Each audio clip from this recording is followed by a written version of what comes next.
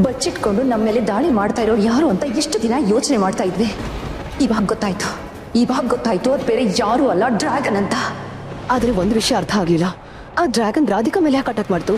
ಇಲ್ಲ ಭರಣಿ, ರಾಧಿಕಾ ಮೇಲಲ್ಲ, ಅದರ ನಿಜವಾದ ಗುರಿ ನಾನಾಗಿದ್ದೆ.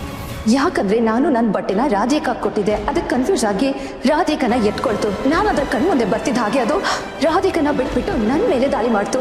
ಇದರಿಂದ ಅರ್ಥ ಆಗುತ್ತೆ ಅದರ ಗುರಿ ನಾನಾಗಿದ್ದೆ ಅಂತ. ಇನ್ನೊಂದು ವಿಷಯ ಏನು ಅಂತಂದ್ರೆ, ಇದು ಯಾವುದೋ ಹೊಸ ಡ್ರ್ಯಾಗನ್ ಅಲ್ಲ, ಇದು ಕುಂಭಮೇಳದಲ್ಲಿತ್ತಲ್ಲ ಅದೇ ಡ್ರ್ಯಾಗನ್. ಅದರ ಕಣ್ಣನ್ನು ನೋಡಿ ನಾನು ಕಣ್ಣು ಹಿಡಿಬಲ್ಲೆ.